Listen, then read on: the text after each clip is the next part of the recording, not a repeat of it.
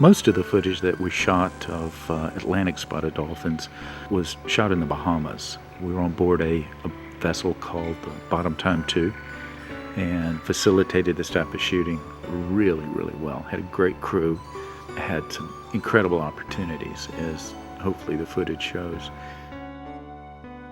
These dolphins, as in all the animals we shot, are wild animals, and they actually choose to be with us.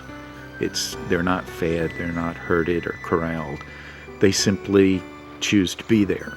If they choose not to be there, then the shoot doesn't happen. We simply have to wait for that magic moment where camera and dolphin meet.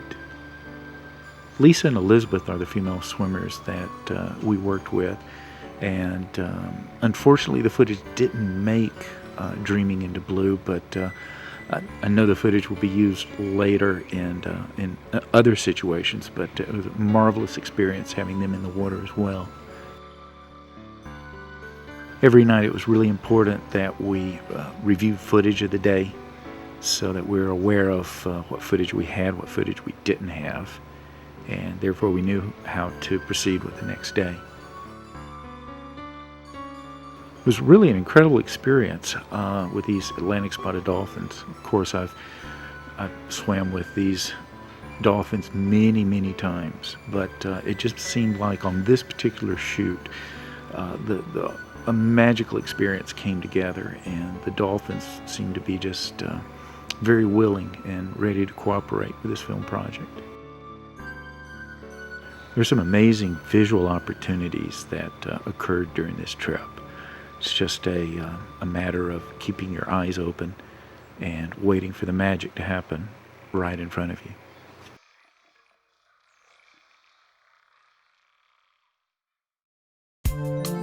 All the California sea lions were shot in the Sea of Cortez. We sailed from Cabo San Lucas up into the Sea of Cortez, and we'd spend a week at a time there.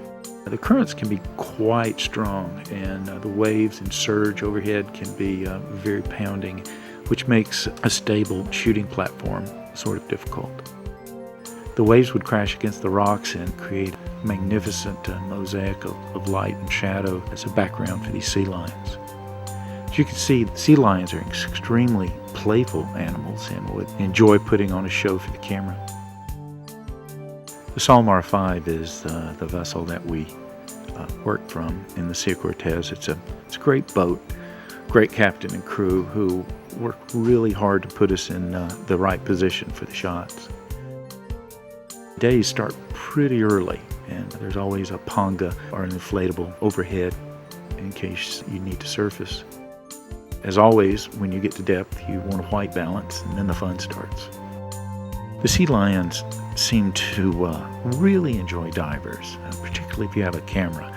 They can see themselves in the dome, and they like to get in it and play in front of the camera, which is fantastic for image making. The Sea of Cortez is such a magnificent place to dive and to shoot. Really enjoy going back there and experiencing all the new things that happen there. We shot a lot of footage actually from the beach, which I think enhanced the experience and gave a different point of view of the ocean.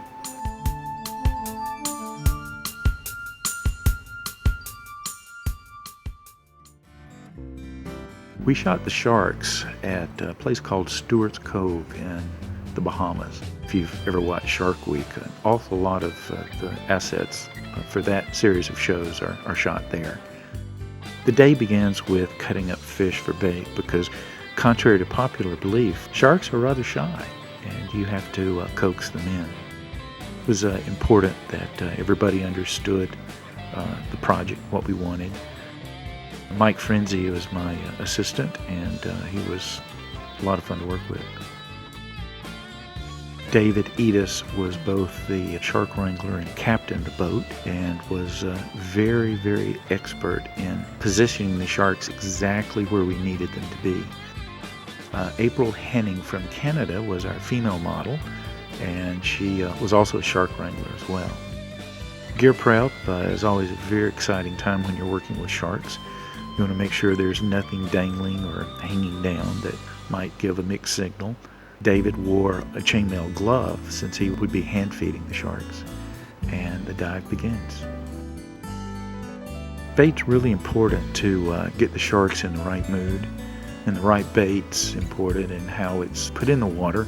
David was able to position the sharks at the exact depth and density and level of activity and agitation that I was looking for. Once underwater, it's such an exciting experience. I very rarely turned the camera off because there was always something very exciting happening in front of the camera. There was a shipwreck or a freighter that was put down intentionally. It's a great place to shoot, a great place for the sharks to congregate, and made a wonderful background.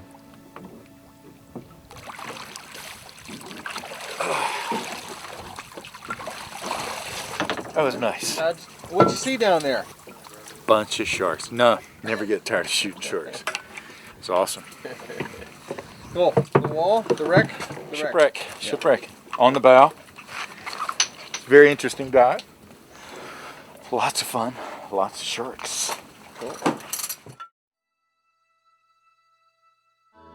We also shot in Hawaii on Oahu and did a lot of work with Hawaiian spinner dolphins. These are dolphins that are a little more standoffish and like to stay in larger groups, but had some fabulous experiences with these guys as well. Had a lot of deep breath hold diving to hang with these guys. We were near the North Shore, and the dolphins love to congregate just off the cliffs. At times I would hang on to the side of the boat as it moved slowly, and the dolphins would ride the bow. But Hawaii in general is such a magnificent place to shoot. We also had some wonderful experiences with Hawaiian green sea turtles. There was a lot of surface shooting as well. Some of it made it into Dreaming into Blue, particularly in the movement in the beginning and the finale.